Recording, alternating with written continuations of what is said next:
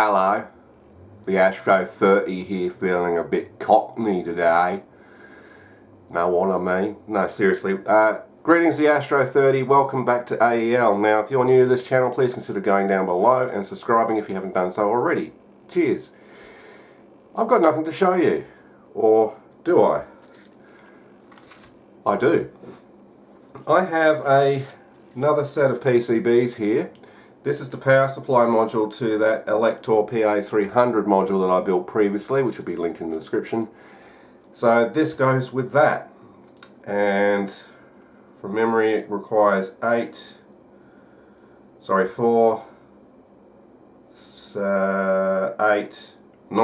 spade terminal connectors, which is okay. I've got plenty of them. I need to buy some more though. Now, I don't have all the parts to build this, so I can't actually test it properly like on a mains transformer, because I don't have the mains transformer either. I need a 35035 volt. I also need the filter capacitors, which I don't have, and they need to be at the supply I'm planning on running this at, which is plus minus 50 volts. They need to be at least 80 volt rated caps. So I'm going to be using 5600 microfarad 100 volt snap-in capacitors, which I can buy from Electronics, but I've got to buy them yet. I haven't got them. And you can use any value here as long as it's above 4700 microfarad and rated for the voltage that you're running it at, up to 10,000 microfarad. So that's what I'm going to do. So let's get this bag opened so we can have a good look at the PCB. So there it is, there out of its bag, and it looks pretty nice, I must admit. I'm pretty happy with how that turned out. It's a little bit spotty here and there, dusty from manufacturing, but it looks good. I've got two resistor values over here. Now they're marked RLA and RAC with stars. Now if we turn the PCB over, on the underside of the PCB there, it shows you for the supply voltages at the DC output what those two resistor values should be. So at plus minus 35 volt it's 820 ohm for RLA and 68k for RAC. At plus minus 42 volt DC it's 1k for RLA and 89k for RAC, and so on. It also states that if the DC voltages are above plus minus 42 volt, C1 to C4, which are the main filter caps, must be at least 80 volt DC rated. I've got some fairly thick traces going on there for the supply rails. They should be able to handle up to 5 amps. Now this module is actually designed to run only one of those power amplifier modules, because I don't believe it would be able to handle the current. And besides which, the relay is only a dual throw single pole, so there's that too. And the maximum voltage that this can run at is plus minus 56 volts. Don't run it any higher. So I guess I can build up most of this and test it on DC. All I really want to do is just make sure that the protection circuitry works. So I'll pump in plus minus 30 volts into the AC connector. The filter caps do not need to be installed at that point. And when I get the proper transformer and the filter caps, I'll then come back and test it at those values and see what happens.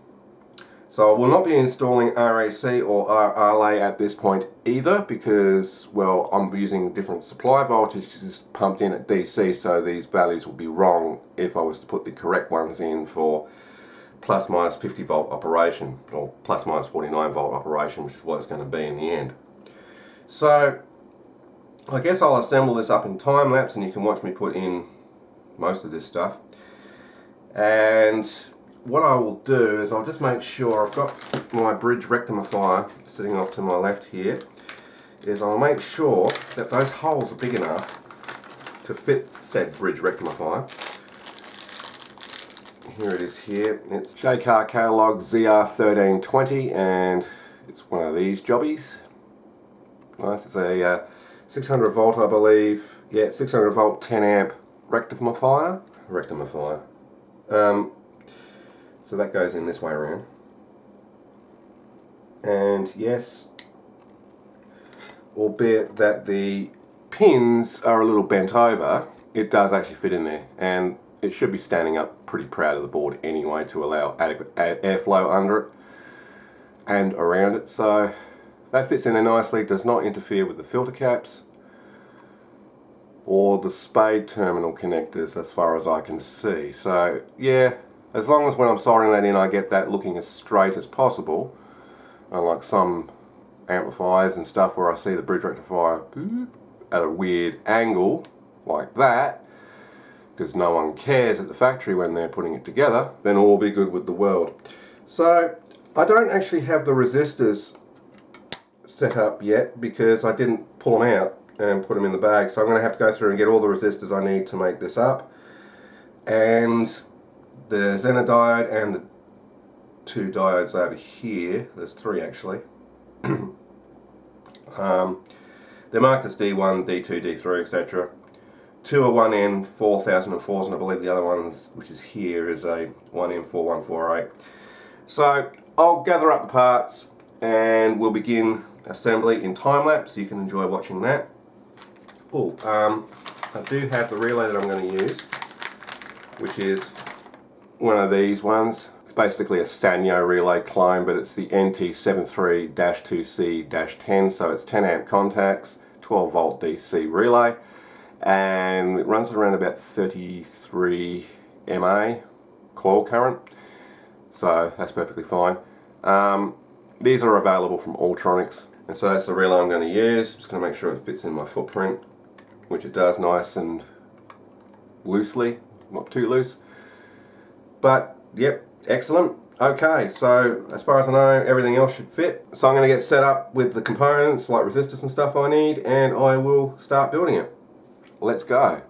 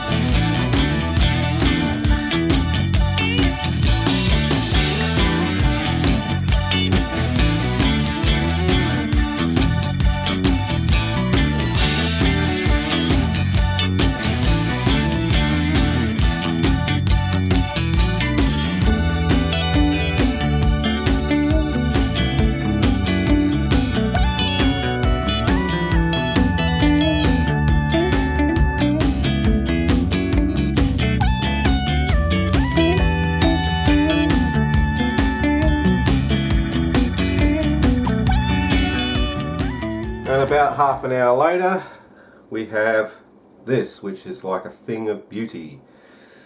Now, I've used an IC socket for the ANI 5534 IC that it uses, mainly because I don't want to install the IC yet on the initial power up. I want to measure between pins 7 and 4 to see if we have 15 volts there.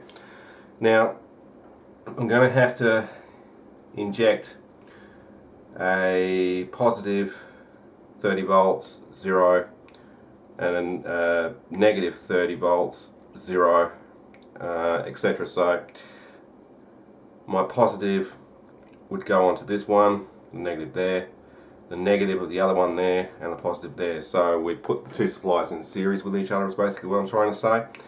And at the end of the day we should see 60 volts at this point as well. So let me get set up with the power supply. Oh, one thing, I don't have a 100k 1 watt resistor put in there because I don't have one. I forgot to buy one, so I'm going to have to get one of those, but that's fine. That's only part of the DC Detect RC network part here with this capacitor. It's not really necessary for this test. When I want to test the DC operation of this circuit, for detecting DC that is, I'll just stick a half watt 100k in there just temporarily for testing. But first I'm going to put some standoffs on this so it's up off the desk, in case there's any little bits of metal floating around on the desk here. And hook up the power supply, and these LEDs eventually will become headers because, well, they go to the front panel and they'd be pretty useless on the power supply module itself. So alright, I'll get the power supply set up and piss about with some standoffs, etc., and we'll come back. Or I'm going to need to put a 47k RAC resistor in here just for testing purposes at this voltage. I found that 47k was about right, so I'll get set up messing around off camera doing that and come back. Okay, I think I'm ready to do initial testing here. Now I've got some LEDs installed in here, they're just loosely sitting in there. The 47k is jammed in its holes, not shorting on anything. Got the supply leads hooked up without shorting against each other. I still don't have the relay, well, the resistor for the relay in yet, but I'm doing one thing at a time here. So I'll just get my multimeter there and I'll give it initial power, and we've got two LEDs, which is good. The Protect one doesn't seem to be lighting up that bright, but whatever. We're drawing about 3 mA, which is fine. So across pins 7 and 4, 14.6 volt, that's fine. And at the outputs, DC outputs, 60 volts. Excellent. Alright, so I can pop, after I turn the power off, I can pop the op-amp in and possibly a resistor for RLA. I'll I reckon this one should be okay. It's a 1K5, it's probably a bit high, but I'll try that anyway. So that's popped in. Pop the op-amp in the correct way round. Pin 1 faces towards the filter caps. Right, the op-amp is in. Turn it back on.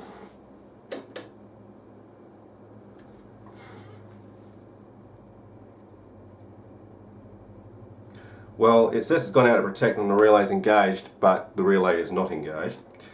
So that resistor is probably too high. So let's just see what the continuity says at the amp in, amp out points. Nothing. Okay, so that means that that resistor is too high for this test. So, one moment please. Okay, I've got a 470 ohm in there in place of the 1K5. I've noticed with the negative DC supply disconnected, well, the Protect LED is a lot brighter. Anyway, turn it on. And there it goes there, it's engaged. So if I short J1 here, which is the thermal switch, it should go into thermal Protect, which it does, but the LED didn't light up. There we go. So that's not making good contact, but the thermal LED is lit, so that's telling me that the thermal circuit is now disconnecting the relay. And there we go, there it reset. And I don't want to do this test too long because that resistor is getting quite warm. It's a bit low of a value. And we're drawing about 35 mA, which is okay. So what I want to do is I want to kill that a sec. I want to stick a 100k into the 1 watt position there, and I just want to test the DC section, make sure it's actually detecting DC. Okay, so I've got the 100k in, so I'll just connect to the amp input there. I'll turn the positive supply on first, and we'll turn the negative supply on. There we go. And then I'll just touch this to VCC. Excellent. Reset. VEE. Excellent. It's a bit slower on the negative detect than it is on the positive, but that's fine. Excellent. I'm loving this.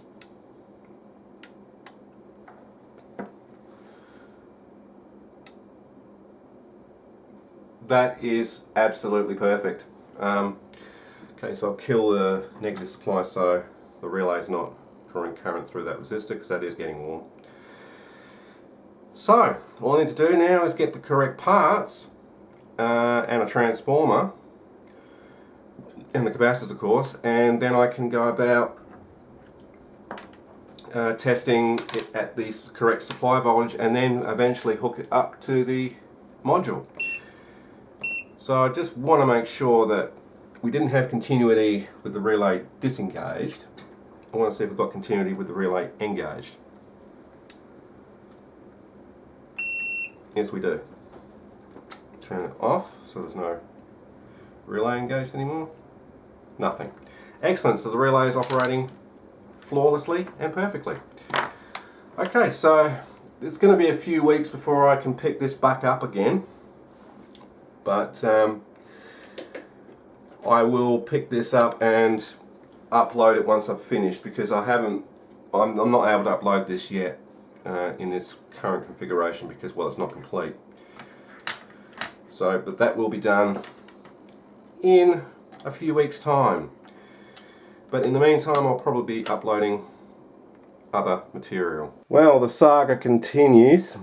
I've got that 100k now installed, and I put in a 820 ohm 5 watt resistor here for the voltages that I was testing it at, and what I thought was another 47k here in this position, and well, something disastrous happened. Here are two damaged components: a burnt up resistor and a blown transistor that's now shorted base to emitter. Well, what happened was, when I powered it up, what I thought this to be a 47k resistor, after about 3 seconds started to smoke profusely, like smoke was literally pouring off of it, so I switched it off immediately. And then when the negative side of the circuit was turned off, the relay was still engaging, so I'm like, well, now the loss of AC detection circuit's not working. So I tested this transistor, shorted base to emitter. Then I measured this resistor. So if I measure across this resistor,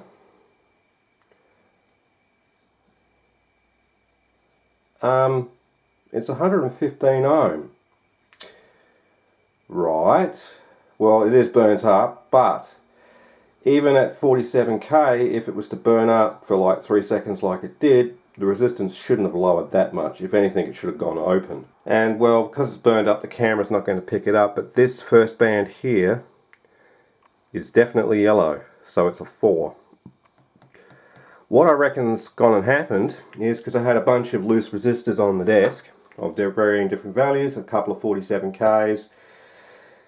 What I think happened was I mistook this as a 47k and it's actually a 470 ohm. Yeah, let that sink in for a minute, because there was a 470 ohm just knocking about the desk as well, and I was just quickly using the multimeter to test the resistors to see what their values were, because I couldn't be bothered reading the bands, and must have just seen the 47 on the reading and said, yep, 47k, and stuck it in the 47k tray. Big mistake. Always double check resistor values before putting them away into a specific tray or into a circuit. Yes, lesson learned. If I measure across this transistor collector and base, we have a normal junction there, but emitter and base, dead short. that transistor is dead. So if we look at the schematic where the two components are, it's Q3 here and RAC. There's a 47K going to the positive 15 volt rail, which turns this base on, so the transistor is conducting when there is no negative AC cycle being detected. So this other end of this RAC comes off of D1, which goes to one side of the secondary. So that's rectifying the negative half cycle of the secondary. And I was using DC injected here, so it's really irrelevant. It wouldn't have mattered if it was an AC transformer or my DC source. If this resistor value is 470 ohm, yeah, there's going to be quite a fair amount of current going through here because, well, we've got plus 15 volt here, plus, well, in this case, minus 30 volt here, and that was basically looking like a dead short to the supply, and it started smoking. Yeah, lucky it didn't damage anything else, like the input pin 3 of the op amp. That would have been nasty. Well, the 4 filter caps have finally arrived. 5600 microfarad 100 volt Lelon brand. These came from Ultronics. They're $13.25 each. If you buy 10 or more of them, they're $12.25 each, but it is on the fairly expensive side. It works out to almost 60 bucks worth just for the order. I also ended up getting a resistor, a 1K2, to go for the relay. But I'm going to finish this video off by installing these capacitors and then just doing a DC power test on it just to make sure they're not going to explode or anything, which they shouldn't. But I'm not going to install the two resistors RAC or relay, and I'm also not going to release the PCB of the power supply in this video because I want to get a proper transformer to test it on, a 35035, just so I can make sure that those resistor values that I have chosen work correctly, or not work correctly, but the circuit works correctly with them, especially relay, because if I have to change it, I don't want to have to start soldering and unsoldering components. I want to get the bag open, and I really hate staples. I've lost count the number of times I've pricked my finger on the end of a staple trying to get them out of a plastic bag like this. So anyway, take the 4 filter caps out. By the way, the catalogue number for that from Ultronics is R5573. So there's a good look at one of them. They're 40 millimeters high by 35 diameter with a 10 millimeter pitch on the pins, and they are the snap-in variety of capacitors, aluminium electrolytics. That was probably a bit too much. Perfect. I just poured some water into my soldering iron sponge tray because it's a bit dry. Because it's been actually a week or so since I started construction on this. So they just simply plug in the board like that. Nice positive fit.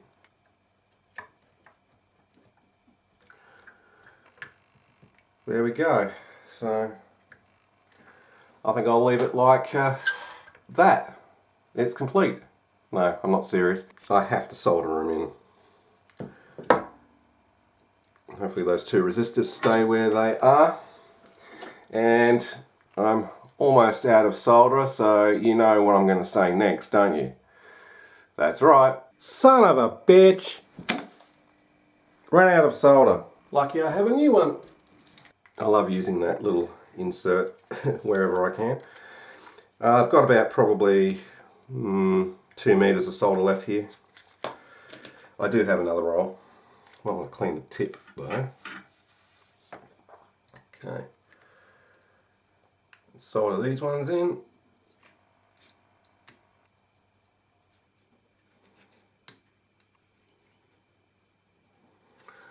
There we go. That one's not quite good enough. I'm not happy with it. A bit better. I do love the smell of solder fumes. It's probably poisonous. Probably shouldn't be built like breathing it in. But anyway, let me just trim off the excess bits that are sticking out. Ow, it pricked me.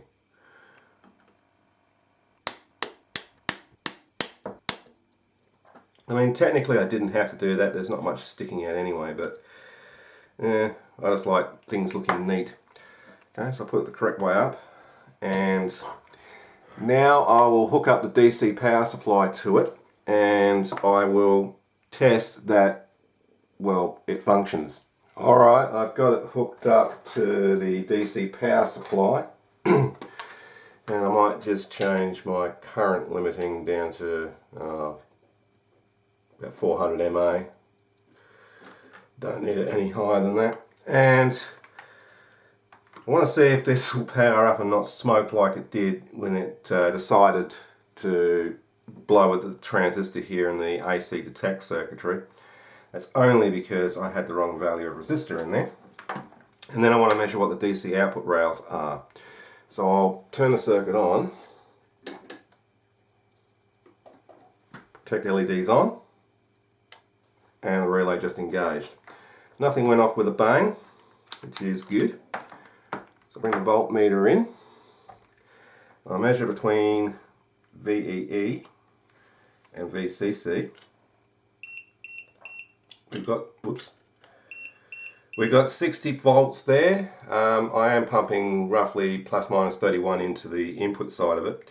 So we've lost 2 volts there, but that's only because of the bridge rectifier, the drop of that. That's fine. Let's see if I can get the probe to stay in there. And I will kill the power supply and lose my connection.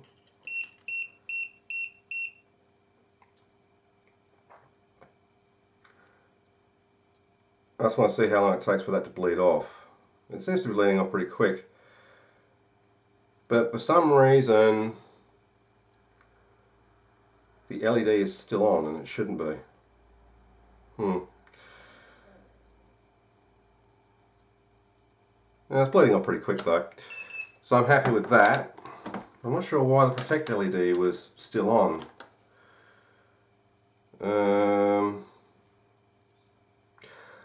Yeah, I know why. That's because it's coming off of the main power supply, on the filter cap side here. So the LED will stay illuminated whilst this is discharging, because it's being fed power into the 15 volt circuitry here for the op amp from this side. So yeah, that makes sense as to why that's still on. It's not an instant off of the light, which I suppose is okay. I mean, yeah, it's just going to light up and fade out slowly when the amplifier is turned off, but that's perfectly fine. Turn it on, and it engaged. Turn it off. Yeah, that's only because it's on the filter cap side. Yeah, that makes sense. Alright, so the circuit is working, and as I say, I will investigate this again in a later video in a couple of weeks once I've ordered the transformer, and then I'll release the PCB. So let's look forward to that. So anyway, I think that's going to do it for this video. I'm happy at the progress of this and its operation, and yeah, there's not much really more to talk about on it or explore with it at this stage. So as I say, I'll order a transformer in the next couple of weeks, do a follow-up video on this, and then test it at the actual plus minus 50 volt supply rails off of a transformer, and make sure that the circuit works, the resistor values are correct, and that it doesn't explode. But for now, I will see you in the next video. Not sure what that one's going to be, but we'll soon find out. I'm the Astro 30, and if you enjoyed this video, please remember to go down below, like, comment and subscribe if you haven't done so already. And as always, this is the Astro 30 saying see ya, thanks for watching, have a great day.